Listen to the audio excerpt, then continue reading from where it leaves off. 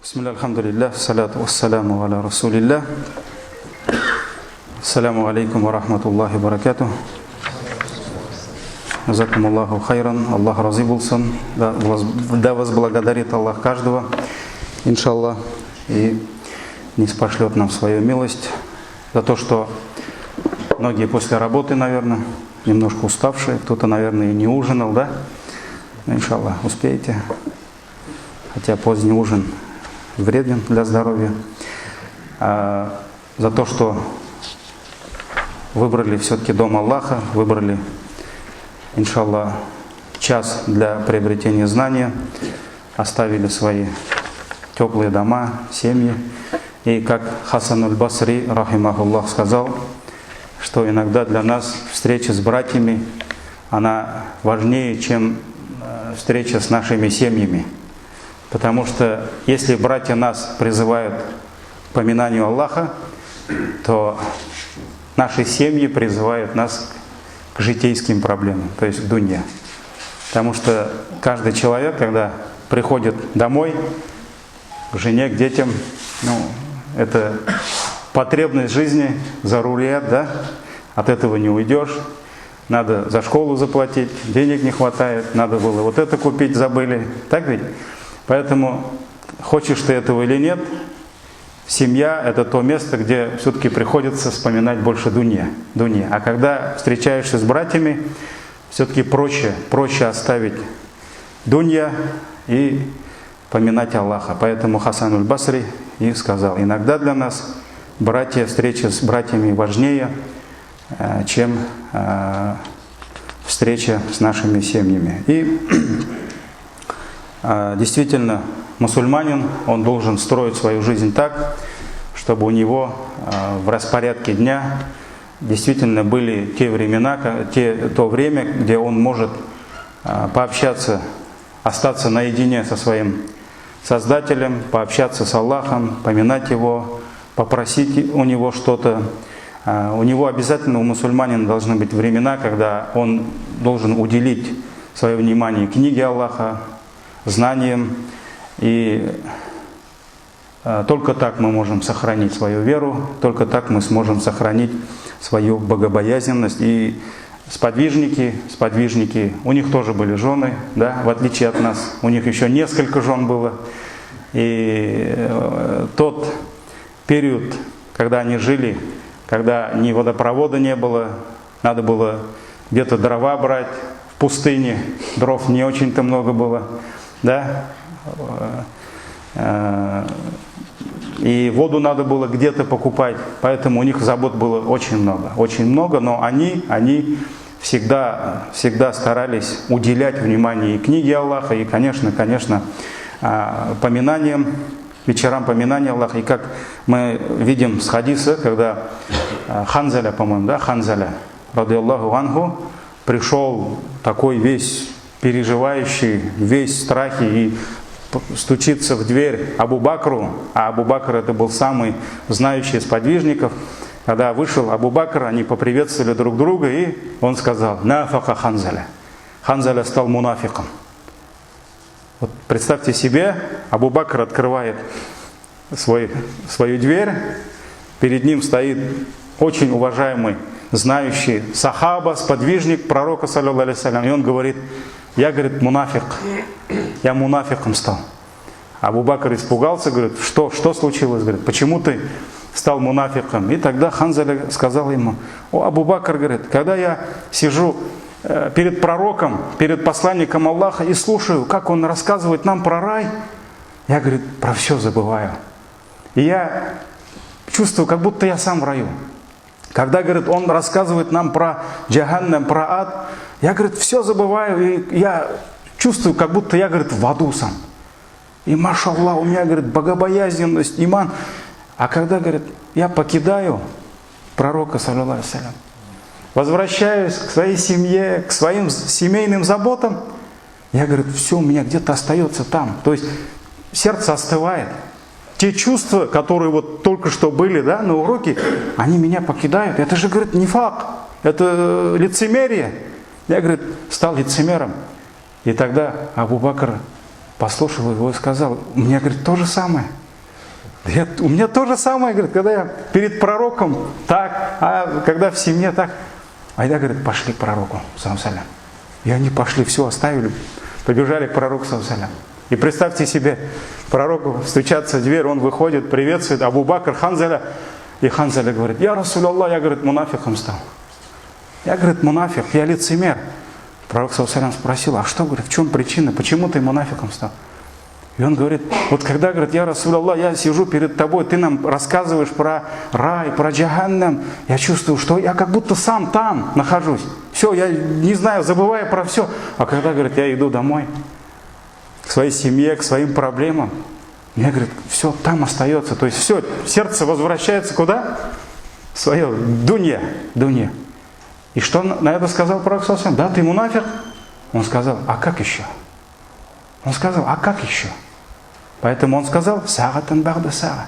Поэтому время от времени. Время от времени. То есть вы постоянно должны работать над своей набожностью, над своей богобоязненностью. Поэтому, если мы не найдем вот то время, когда, машаллах, мы посвятим это время знанию, поминанию Аллаха, книге Аллаха, да, дуа, то никто нашей богобоязненностью заниматься не будет.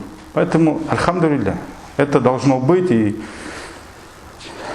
иншаллах, пусть вот эти вечерние лекции будут тоже одной из причин того, чтобы мы, иншаллах, укрепляли свою богобоязненность и работали над своей верой, иншаллах.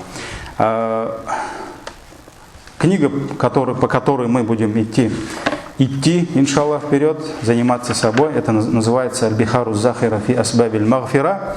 Но это основа наших лекций, это безграничное, бездонное море в причинах прощения грехов.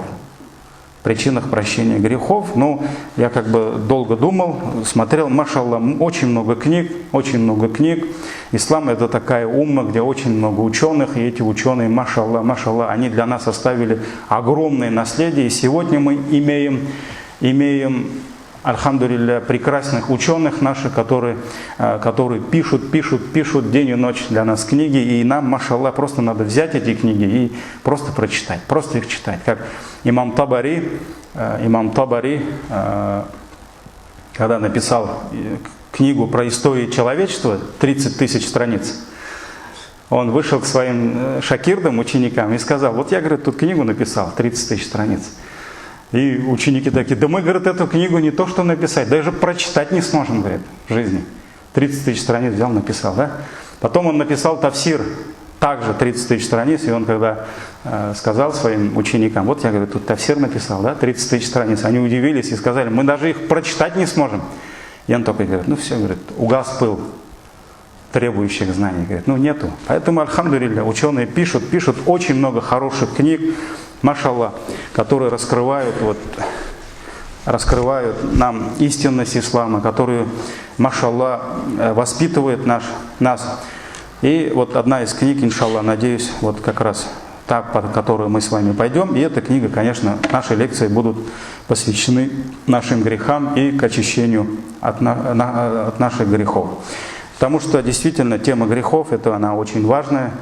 И, к сожалению, вот мы, даже мусульмане, я про других даже и не говорю, да, которые именно не сочувствующие, а практикующие мусульмане, которые совершают 5 намазов, которые немного читают книги. Вот даже когда мы встречаемся друг с другом, да, ну, мы вот начинаем кого-то поносить, кого-то ругать, кого-то осуждать, то есть гайбатом заниматься, да.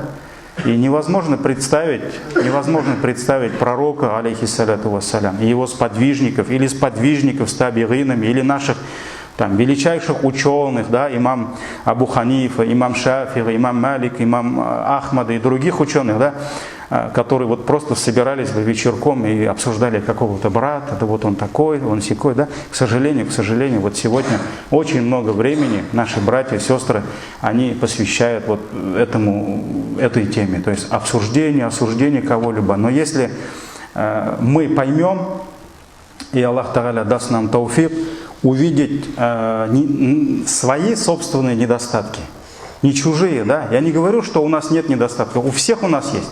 Но если мы увидим с помощью Аллаха, по милости Аллаха, свои недостатки, да, у нас просто не останется ни времени, ни возможности увидеть чужие недостатки. Потому что мы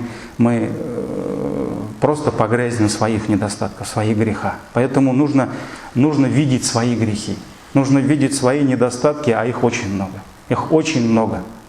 Поэтому, к сожалению, иногда для людей нет темы для разговора, если кого-то не поругать. Да? Как был же в свое время Абдул-Малик ибн Марван. Он был халифой, и к нему на прием пришел человек. Ну, видать, Абдул-Малик ибн Марван уже его знал немножко, кто он такой, да?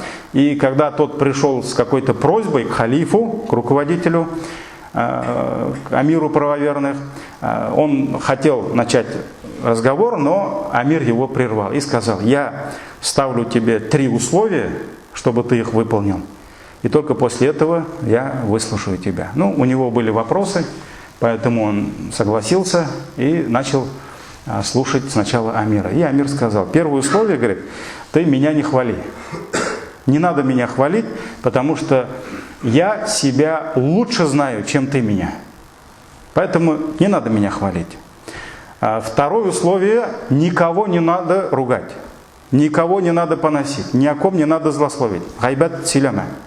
Потому что я не люблю, когда кого-то ругают, о ком-то злословят. Да? Это второе условие. Третье условие: ты меня не обманывай, потому что я ненавижу ложь. Вот поставил 3 условия и сказал: какой у тебя вопрос? Он сказал: халиф, можно мне уйти? А можно мне уйти? Если не хвалить руководителя, если его не обманывать, и если кого-то не поругать, у нас просто нет темы для разговора. А это очень плохо. Это очень плохо. Поэтому давайте, дорогие братья, поговорим о наших грехах. А этих грехов очень много. Очень много. И очень часто, когда человек приходит в мечеть, в ислам, на намаз встает, да, он понимает, что большой грех пропускать намазы. Машаллах, он уже разбирается с этими намазами и перестает их пропускать. Большой грех пропускать без причины фарз, пост обязательный. Это он понимает, да.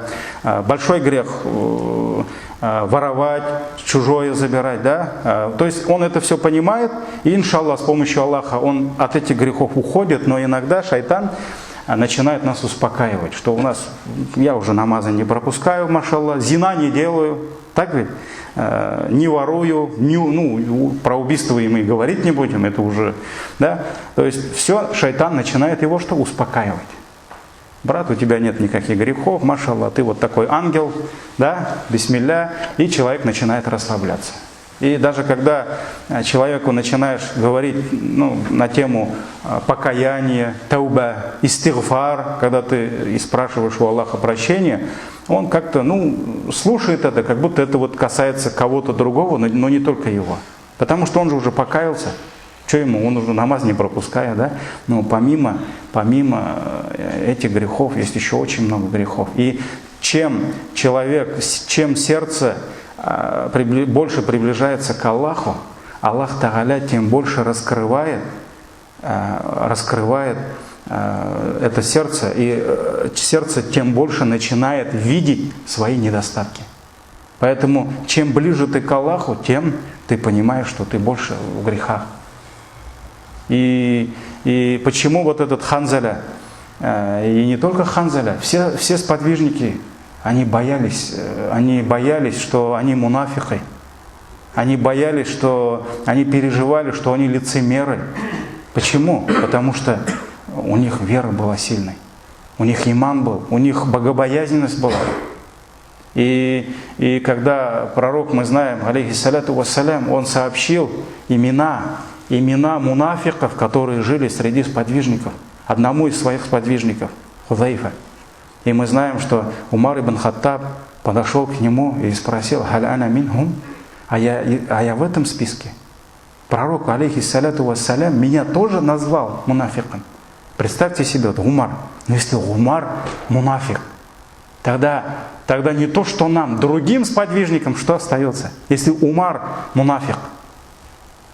Умар ибн Хаттаб, пророк ﷺ, видел во сне сподвижников, людей видел, и он увидел Умара, потом рассказал Умару. Я, говорит, видел тебя, все были в одеяниях, у кого-то рубашка была до пояса, у кого-то до колен, у кого-то до щиколоток, а твоя рубашка, она тянулась по земле. А что это означало? Пророк ﷺ, это иман, это богобоязненность Умар ибн Хаттаба. И вот этот Умар подошел к Хузайфе и сказал: «Халь ана минхум», а я тоже мунафик. Он меня назвал мунафиком, пророк, алейхиссалату вассалям. Вот представьте себе, как они боялись грехов. И другой сподвижник подошел к Хузайфе, и посланник Аллаха, алейхиссалату вассалям, меня назвал мунафиком. Я, говорит, так боюсь нифака. Я так боюсь лицемерия, на что Хузайфа ответил: если бы ты был лицемером, ты бы не боялся бы. Если бы в тебе был нифак, ты бы так не переживал. Потому что тех, кого пророк ﷺ назвал мунафиками, они не подошли к Хузайфе. Потому что они не боялись, они не переживали за лицемерие. Поэтому чем у тебя сильнее богобоязненность, чем чище твое сердце, ты тем больше будешь бояться своих грехов. Потому что у тебя зрение откроется, вернется. Почему люди, которые никогда в мечети не были, да, вот наши знакомые, там, родные, да, близкие иногда люди, они никогда не были в мечети, когда начинаешь им говорить про грехи: ну что ты мне говоришь, Хазрат, у меня нет грехов, я же не убиваю. Я говорю: а ты бы еще и убил бы? Я, говорит, если ворую только там колхозные там, или государственные, да, я у людей не беру. То есть человек думает, что у него нет грехов. Почему он так думает? Потому что у него так много грехов, что глаза уже ослепли. У него глаза не видят, поэтому нужно очень долго работать над собой, чтобы у тебя немножко открылись глаза, и чтобы ты увидел свои грехи, что ты погряз в грехах. Поэтому это очень важная тема, дорогие братья. И иншаллах, мы с вами будем говорить как раз вот про те причины, пути прощения наших грехов. Потому что Аллах Всевышний, Он любит прощать. Аллах прощающий, Он любит прощать. И иншаллах мы с вами вот так, сколько успеем, будем зачитывать, иншаллах, страницы из этой книги. И иншаллах у нас будет вот каждый раз мы будем приводить хадисы, аяты, которые, иншаллах, служат тем, что служат прощением наших грехов. И Всевышний Аллах сказал, сурат Az-Zumar, суре Толпы, 54 аяте: «Ауду билляхи минаш шайтану раджим, куль», скажи, «Я ибадия алладина асрафу аля анфусихим». О рабы мои, которые приступили против себя. То есть Аллах Тааля обращается к тем своим рабам, Он не отказывается от них. Он не говорит: о, вы там просто люди. Он говорит, Аллах говорит: рабы мои. Рабы мои. Вот когда мы, люди, обращаемся к нашим детям, мы говорим: дети мои, да? Улым, кызым, сынок мой. Как Лукман Хаким говорил: я бунайя, о сыночек мой, да? Это наши близкие люди.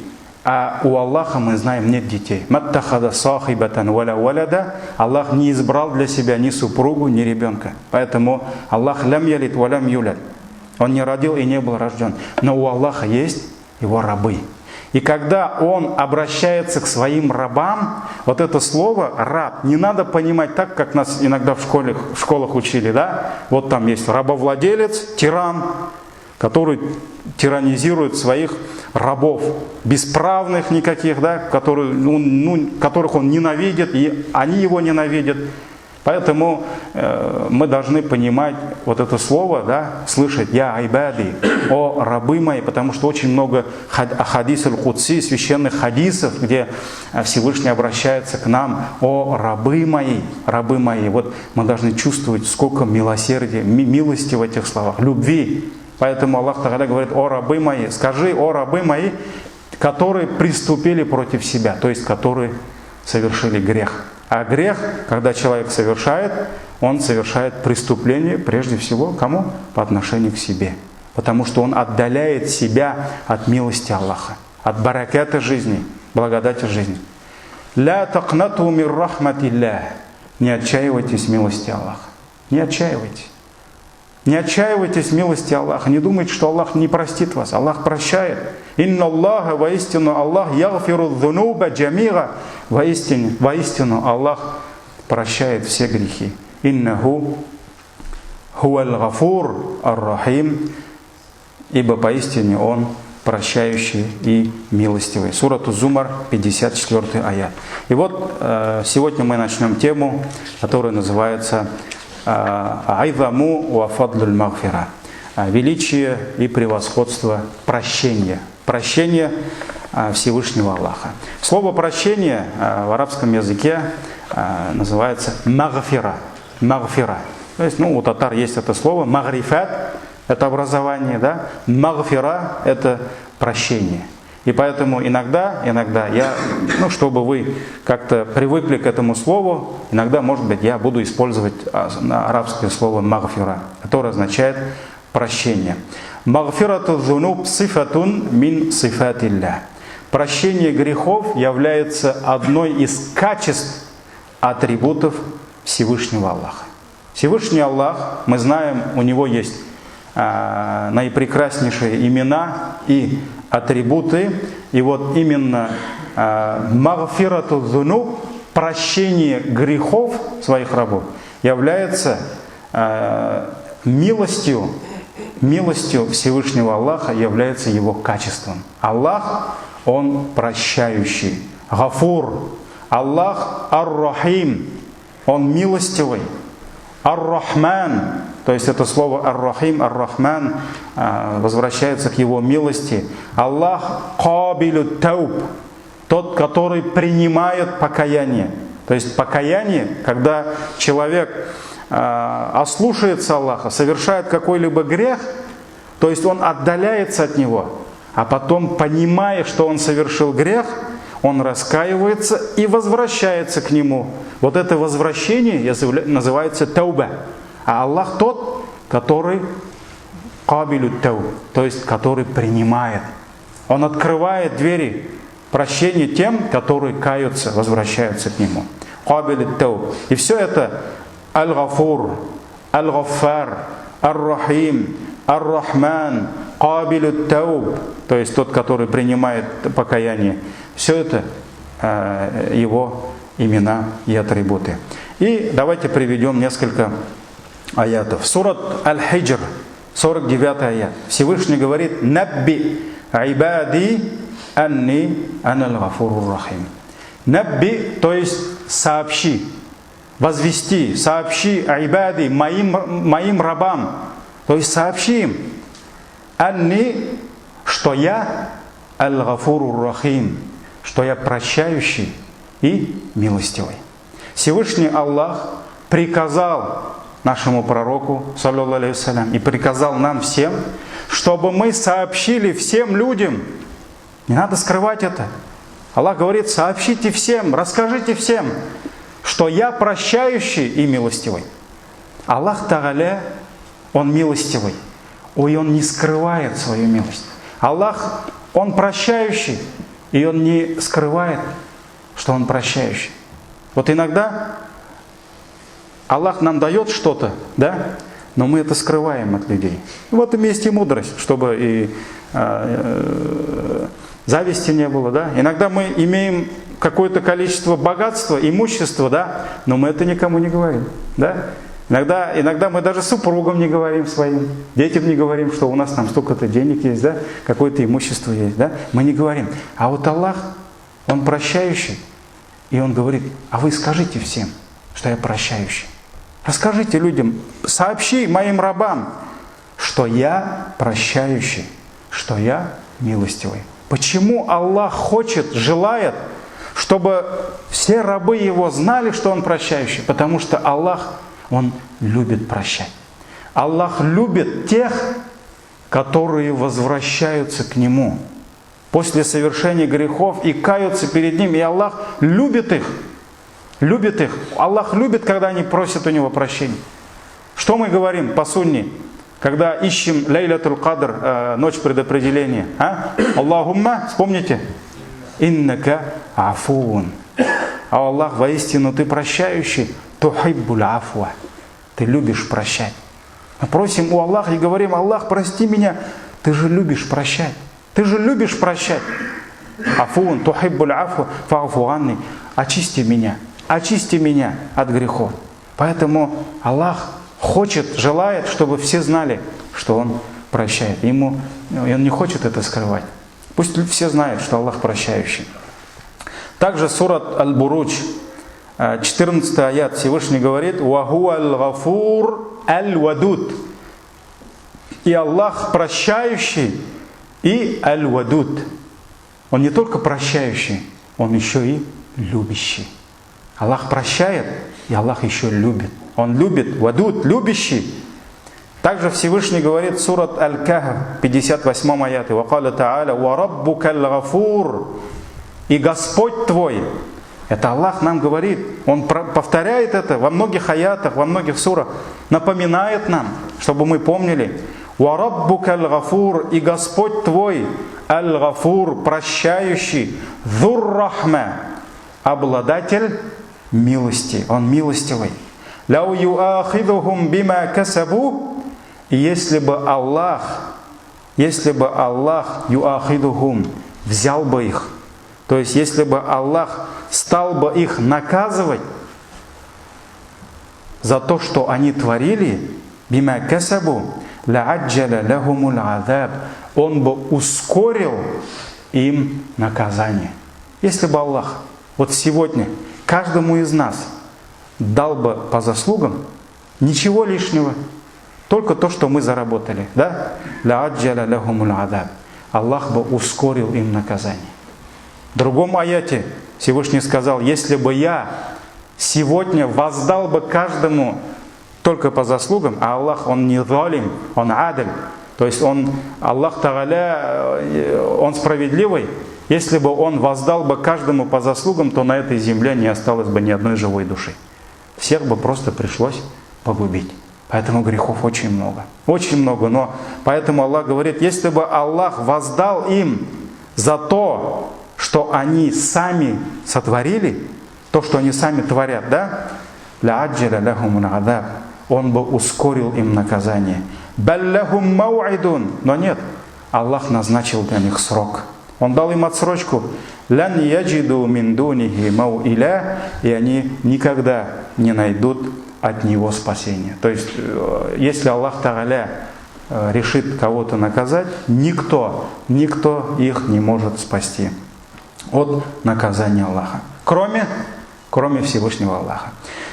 Также сурат Гафир, прощающий, даже есть такая сура, не то что аяты, да, сура целая, сурат Гафир, прощающий, 3 аят, где Всевышний говорит: Гафиру дзанби, Аллах прощающий грехи, вакабили тауб, и тот, который принимает покаяние, шадидуль икаб, но Аллах суров и в наказании. Аллах прощающий грехи, Аллах принимающий покаяние, но Аллах и суров в наказании. Виттауль, Аллах обладатель милости. Ля иляха илляху, и нет божества достойного поклонения, кроме Него. Илейхиль масир, и у каждого к Нему возвращение. Каждый к Нему вернется и предстанет перед Ним. Суратуль Мудаффир, завернувшийся, 56 аят, Всевышний сказал: «Вама ядхкуруна илля айяша Аллах». И они не смогут поминать Его, то есть поминать здесь в тафсире говорится Коран, изучать, поминать Его, илля айяша Аллах, кроме как, что соизволит Всевышний Аллах, кроме позволения Всевышнего. Хуа ахлю таква, И Аллах тот, кого следует страшиться. Кого нужно страшиться?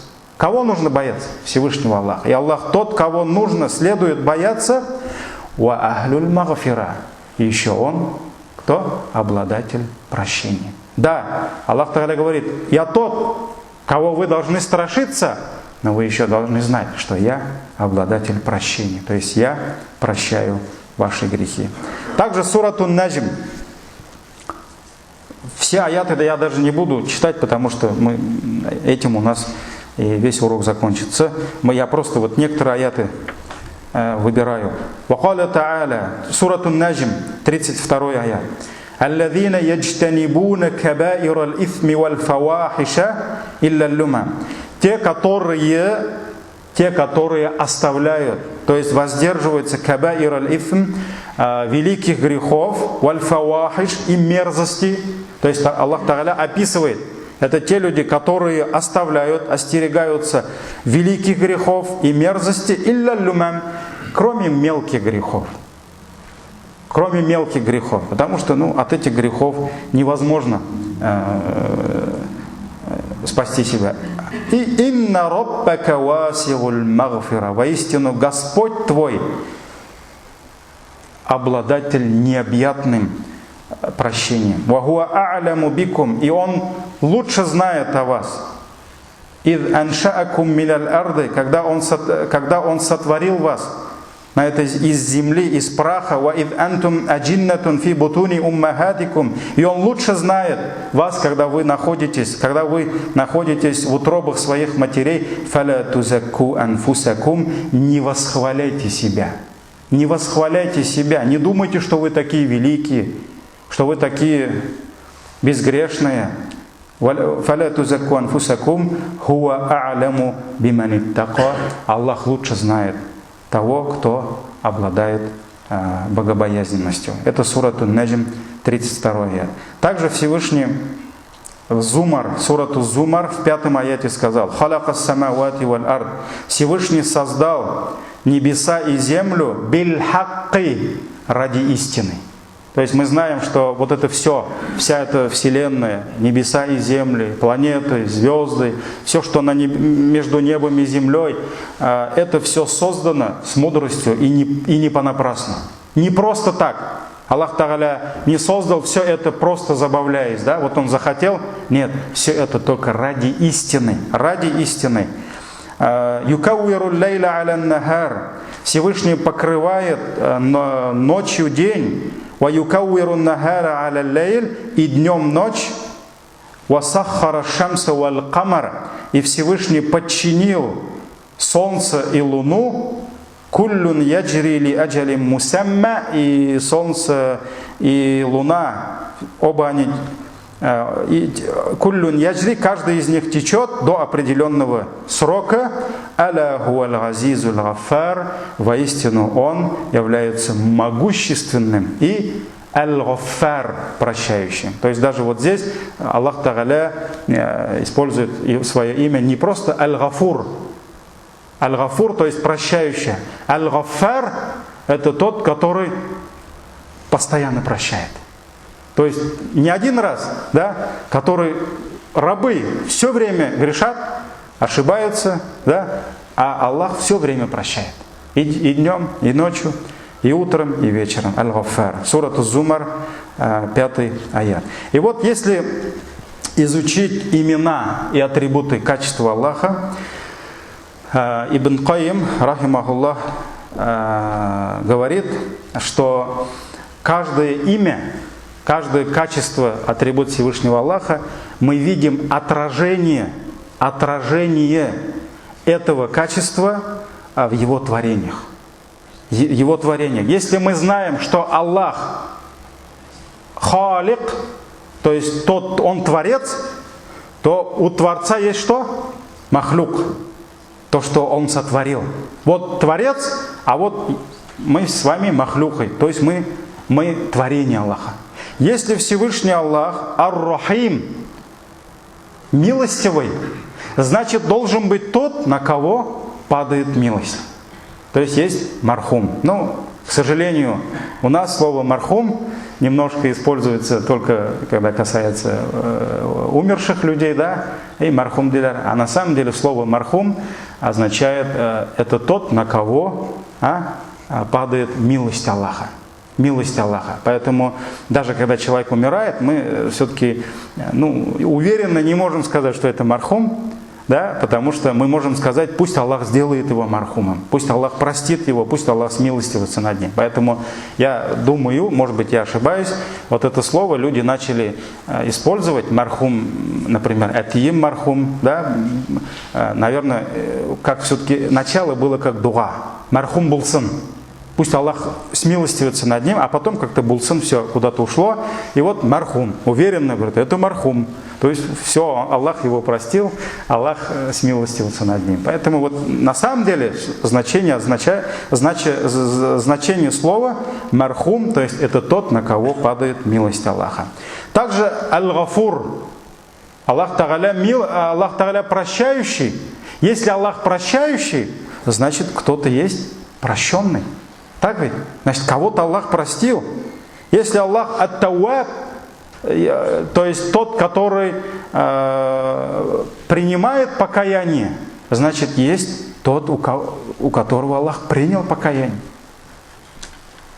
Поэтому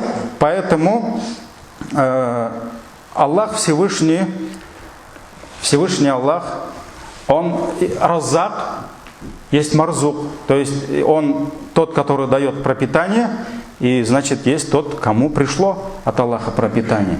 Поэтому Всевышний Аллах, Он аль-гафур, Он прощающий, значит должны быть те люди, которых Аллах прощает. А чтобы простить его, у этого человека должны быть недостатки. У этого человека должны быть прегрешения. И вот хадис как раз пророка, саллаллаху алейхи вассалям, и указывает на это. Пророк, алейхиссаляту вассалям, этот хадис, если я не ошибаюсь, здесь не приводится от кого этот хадис.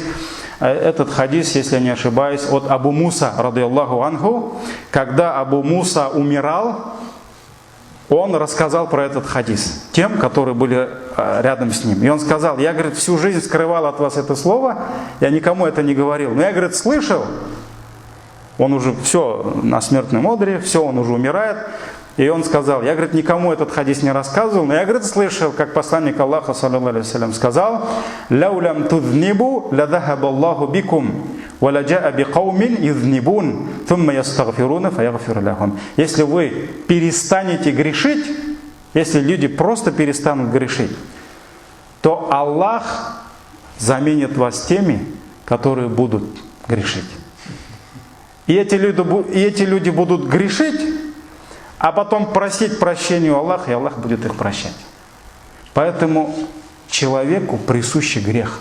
Вот ни один человек не может жить без воздуха. Он вынужден дышать.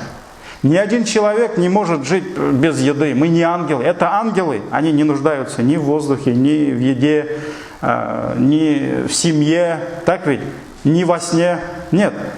А мы люди. Поэтому в этом есть мудрость Аллаха. Мы грешим, и этот грех толкает нас на что? На великий вид поклонения, на покаяние, тауба.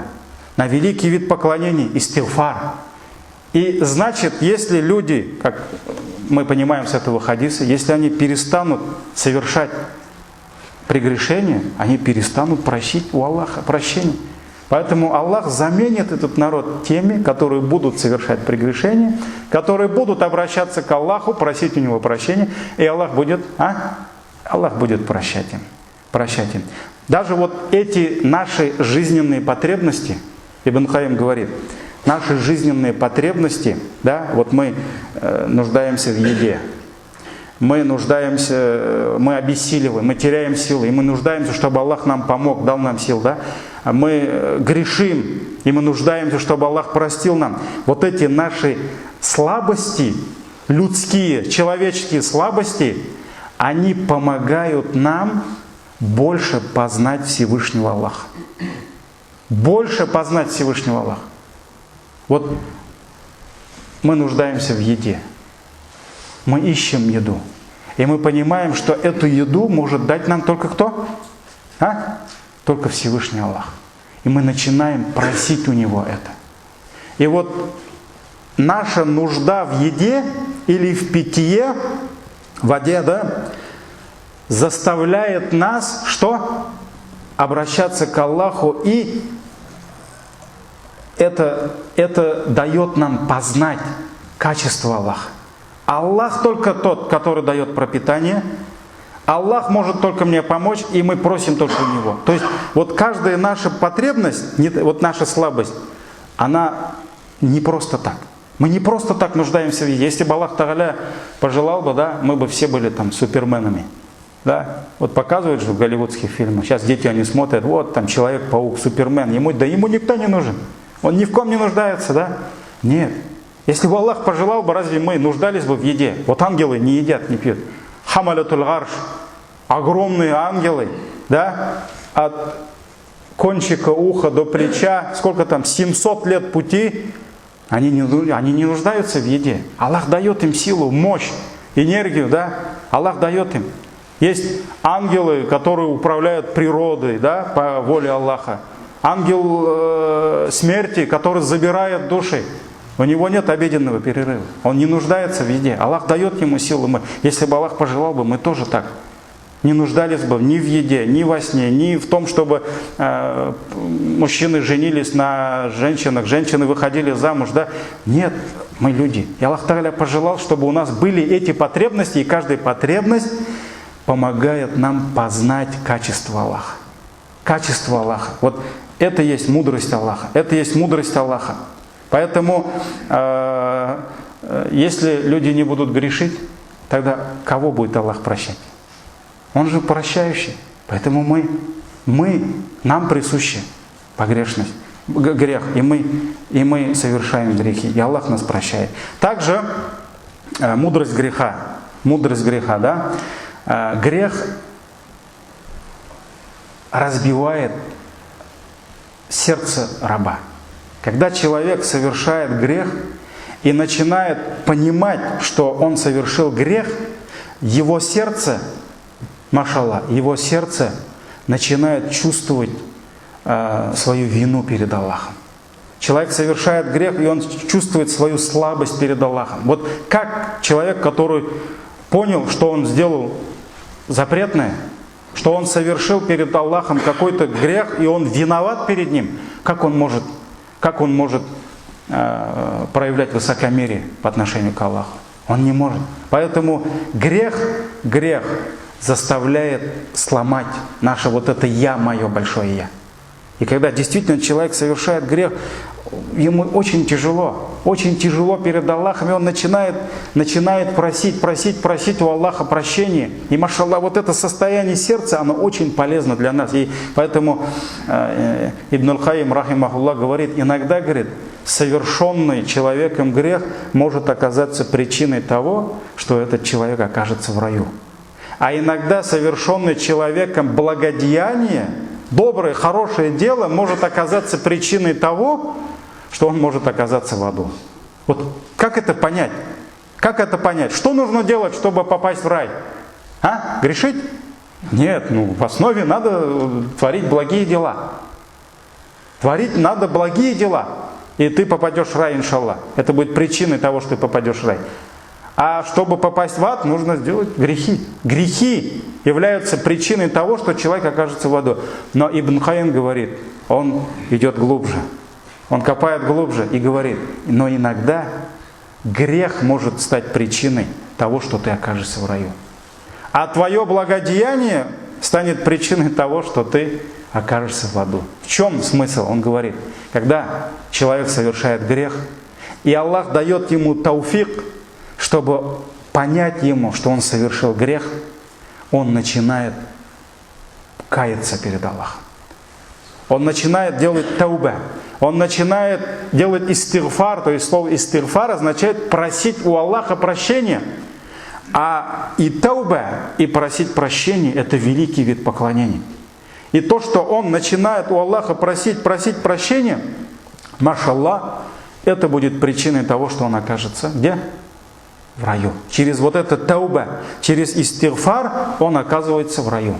А иногда, второй момент, почему благодеяние может оказаться причиной того, что ты будешь в аду, да? Иногда, говорит, человек может совершить какое-либо благое дело. Машаллах. И в Коране, и в хадисах говорится, что это великое дело, за которое человек получит аджр, иншаллах, и милость Аллаха. Но он, совершив это благое деяние, он начинает проявлять высокомерие. У него появляется внутреннее довольство. Кем? Самим собой. Вот я такой. Я вот 5 намазов совершаю. Я вот уразу держу. И тогда, и тогда. И он перестает просить у Аллаха прощения. Он перестает делать покаяние. И что? Вот это его высокомерие, уджиб, самообольщение, тщеславие, это будет причиной того, что он окажется где? Не в раю, а в аду. Поэтому, что сказал пророк, алейхиссалату вассалям? Пророк, саллаллаху сказал: «Ла ядхулу аль-джанната ман кана фи кальбихи мithqala дharратин мин кибр». Не войдет в рай тот, у кого в сердце высокомерие даже в размер с пылинку. Поэтому высокомерие. Откуда оно появилось?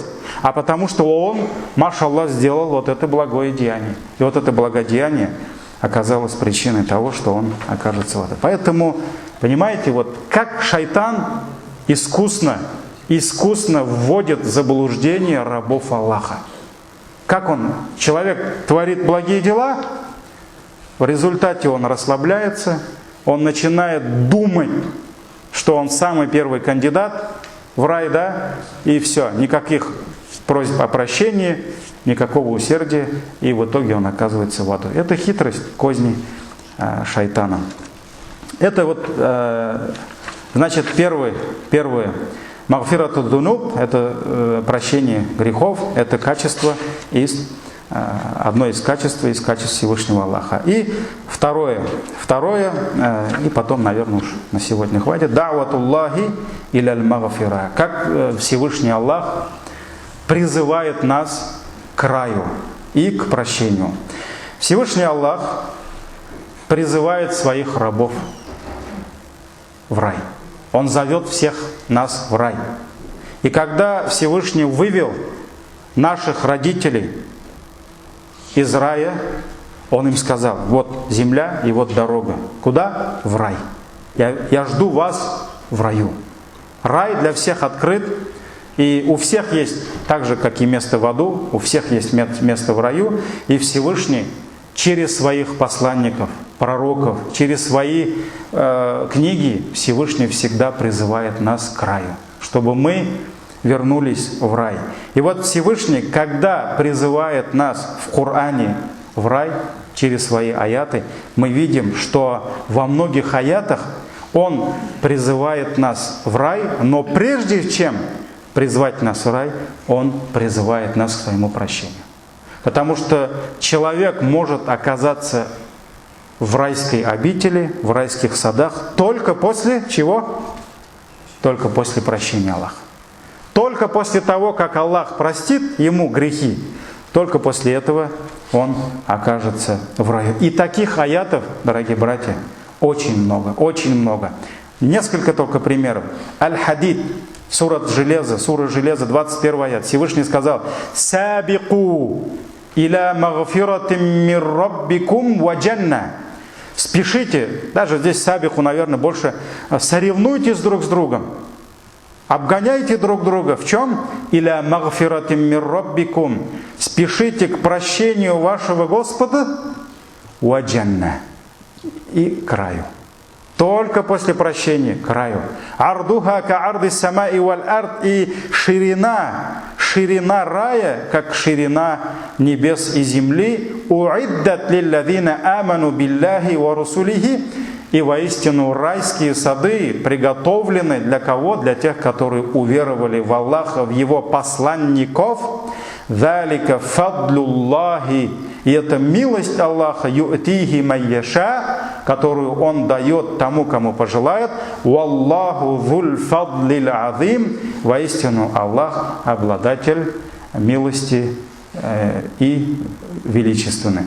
Сурат Аль-Хадид, 21 аят. Вот здесь, в этом аяте, Аллах призывает нас сначала к прощению, а потом к раю.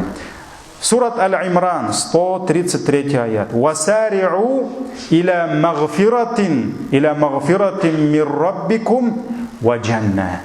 Спешите к прощению вашего Господа и раю, ардуха самават валь ард, ширина которой, рай, который объемлет небеса и землю, уайддат лиль муттакин, и он приготовлен для богобоязненных, для богобоязни. Поэтому вот, то есть наравне к призыву своих рабов в рай, Аллах призывает их к прощению. То есть ищите прощения Аллаха и рая. Поэтому сначала Аллах простит своих рабов, а потом введет их в райскую обитель. И еще один пункт пройдем, нет?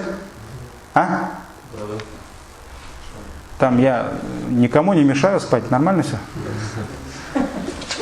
Я так стараюсь, это так монотонно, чтобы нормально братья отдохнули. У кого-то детей много дома, наверное, шума больше, поэтому здесь нормально можно и отдохнуть, и поспать. Истигфару хамалатил арш. Следующий пункт, который объясняет нам величие прощения. Истигфару хамалатил арш лиль му'минина даллун аля гидамил магфира. Аллах Тааля призывает нас, чтобы мы просили у Него прощения за наши грехи. И Аллах Тааля, это милость Аллаха, дорогие братья, Аллах Тааля приказывает своим безгрешным, у них нет ни единого греха, созданием, ангелам, чтобы они просили прощения. За кого? За нас. За верующих людей. Вот представьте себе, ангел, у него нет грехов, у него нет никаких недостатков, никаких грехов перед Аллахом. И ему не за что просить у Аллаха прощения. Но эти ангелы, они день и ночь просят у Аллаха прощения. Мы, которые погрязли в грехи, мы не просим прощения. А ангелы, у них нет грехов, они просят прощения. И вот это указывает на то, что действительно прощение у Аллаха это великое благо. Это великое благо. Сурат Гафир, прощающий, 7 аят. Аллах Тааля говорит: «Аллазина яхмилун аль-арш». Те, которые носят трон Всевышнего Аллаха. Трон является, мы знаем, самым великим созданием, то есть самым великим созданием, которое показывает величие и мощь Всевышнего Аллаха. Это трон. И вот есть ангелы, сколько их, которые несут трон? Сколько? Не 8? Тамания, да? 8 ангелов, которые несут, они называются хамалятуль гарш. Это те, которые несут на себе трон Всевышнего Аллаха. И Аллах Тааля говорит: и те, которые несут трон, уаман хауляху, и те, которые возле них, то есть возле них, возле трона, то есть это самые избранные, самые великие ангелы, юсаббихуна бихамди раббихим. Они восхваляют Аллаха, они восхваляют Всевышнего своего Господа, ва ю'минуна бихи, и они веруют в Него. Мы знаем, что ангелы, они все время восхваляют Аллаха, возвеличивают Его, веруют в Него. Ва ястагфирун. И Всевышний говорит, и они просят прощения. Вопрос: за кого? У них нет грехов, но они все время просят у Аллаха прощения. Хамалятуль гарш. Вот эти величайшие виды ангелов, от кончика уха, как в хадисе говорится, до плеча, 700 лет пути. Нужно 700 лет идти или лететь, не знаю, чтобы дойти от кончика уха до плеча. То есть это действительно величайшее создание Всевышнего Аллаха. И они просят у Аллаха прощения лилладина аману, для тех, которые уверовали, для мусульман, для мусульманок. Вот мы, мусульмане, иногда мы не просим прощения, потому что шайтан обманывает нас. Ты же намаз читаешь, ты же такой, молодец, да какие у тебя грехи, да ты посмотри на соседа, на этого, на того, ты ангел. И мы верим в это, понимаете? А безгрешные ангелы, Аллах вменил им обязанность, чтобы они просили за нас прощения. Вот представьте себе ангелов, величайшее создание. Ястагфируна лилладина аману, они просят прощения у Аллаха за тех, которые уверовали и говорят: Раббана, о Господь наш, васи'ата кулля шай'ин рахматан ва гильма, ты объемлешь всякую вещь своей милостью и знанием, потому что все, что существует, до этого доходит милость Аллаха. Даже самые грешные люди, они живут в милости Аллаха. Потому что солнце их согревает, они пьют воду, они дышат воздухом. Аллах дает им отсрочку до назначенного срока, хотя они погрязли в грехах. Так ведь? Это милость Аллаха в этой жизни, но нет для них милости в сон. Поэтому Раббана васи'та кулля шай'ин рахма, о Аллах, ты объемлешь всякую вещь, все на земле, на небесах своей милостью и знанием. Ну что значит знанием? Помимо знания Аллаха, ничего не может быть. Так ведь? Аллах знает все, абсолютно все. Фагфир, прости.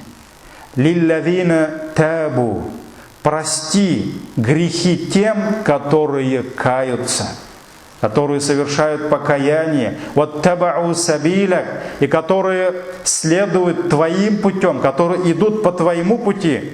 Вакихим азаб аль-джахим, и сохрани их, спаси их от адского наказания.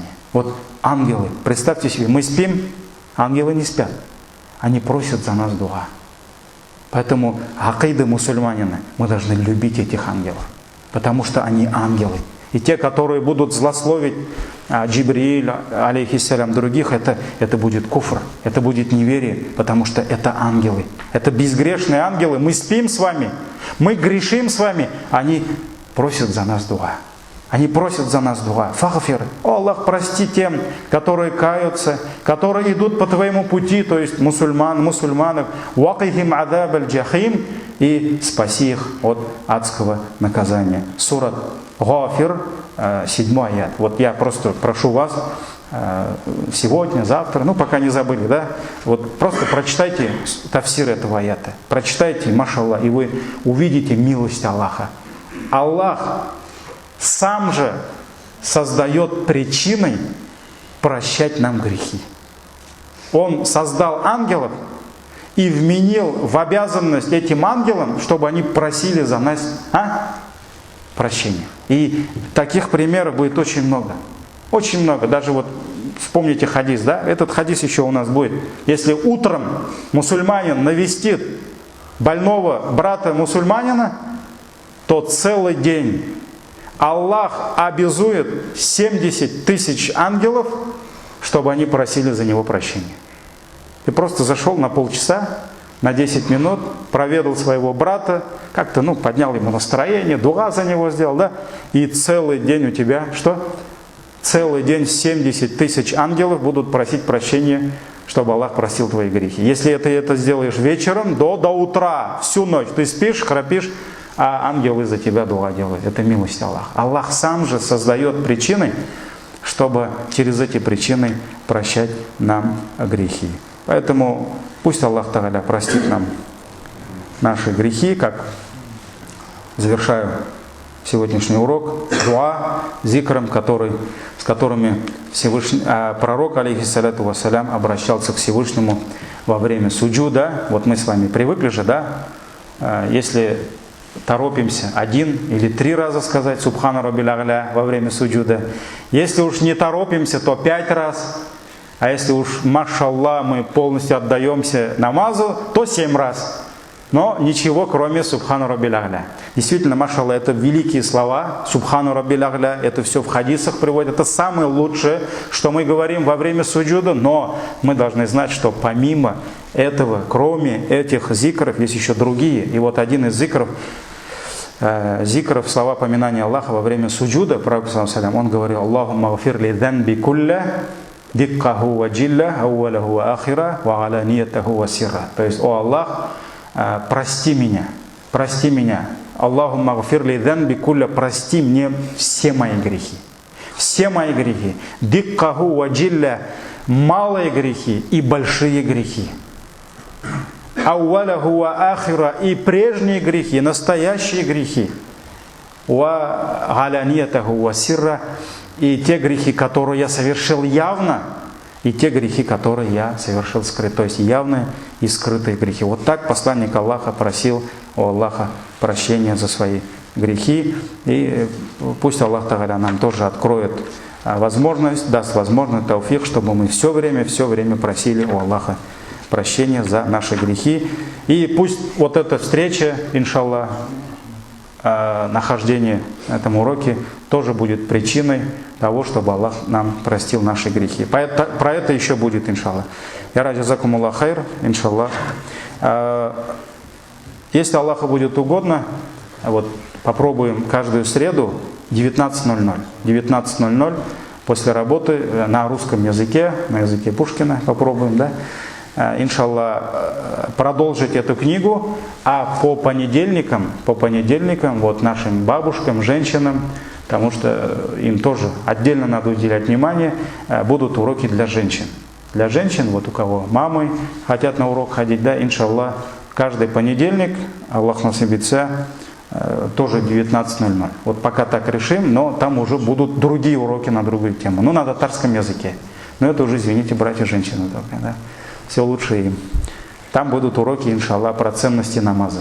Каждый урок, где-то 20 уроков, иншаллах, про чисто ценности намаза, иншаллах. Джазакумуллах хайр, субханакаллахумма бихамдик, ашхаду ан ла иляха илля анта, астагфирука ва атубу илейк. Кто витр не читал, или здесь почитайте, или дома, чтобы не забыть. Ассаляму алейкум ва рахматуллахи ва баракатуху. Да, ты женщина.